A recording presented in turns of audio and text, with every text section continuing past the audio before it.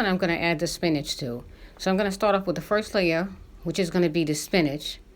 And then I'm going to add the cheese next. And then I'm going to add the stuffing. And then the bacon.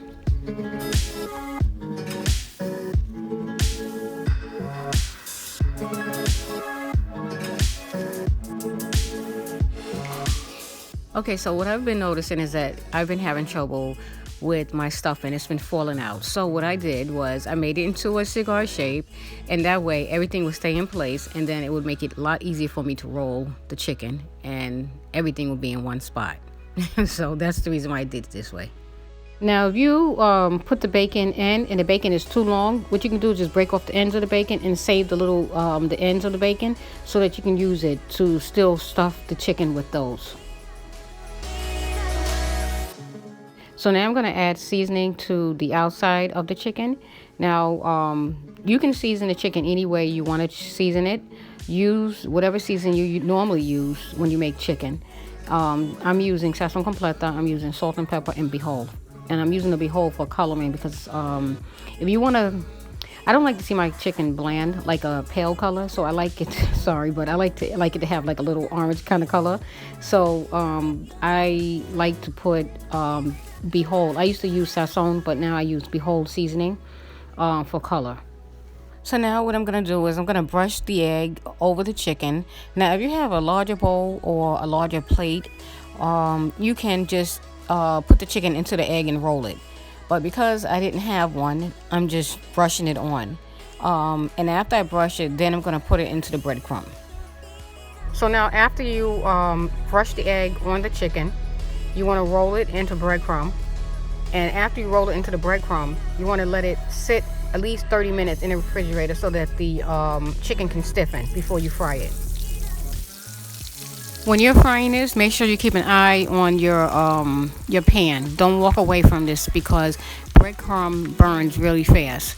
So you want to keep your flame at a medium low, and you want to turn it. Leave it at least maybe 2 minutes per side, and then after it's all completely fried, take it out and let it sit on a paper towel.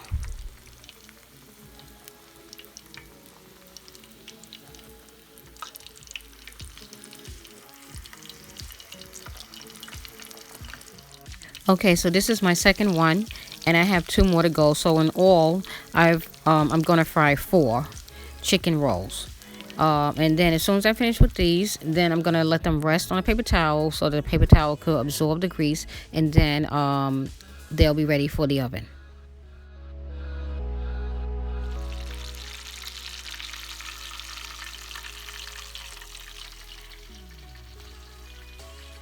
Okay, so now these are ready for the oven. We're going to bake these at 350 degrees for 30 minutes, uncovered. You don't want to cover these because if you cover them, they're going to be soft.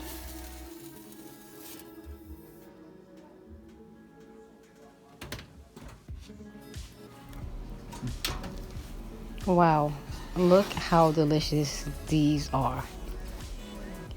Now I just have to let them sit for a little while before I cut into it because they're too hot to cut. So I'm going to let them rest on this plate, and then I'll cut them in a few minutes. So I let them rest for about 10 minutes, and now they're ready to cut. The outside came out perfect. It's crunchy on the outside, and it's nice and soft and juicy on the inside. This is exactly how you want your chicken roll to come out. You want it to be crunchy on the outside and moist on the inside. And please remember not to overcook this because you're going to dry it out.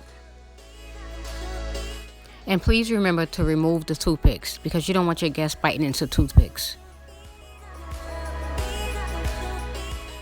Look at how pretty these are. You can see everything inside: the spinach, the stuffing, the cheese. They're absolutely gorgeous. Stuffed chicken breast is a great recipe, and it's so versatile. You can change it up any way you want to. And this dish is a dish that your friends and family will be talking about for a long time. So guys, here's my beautiful chicken pinwheels or stuffed chicken.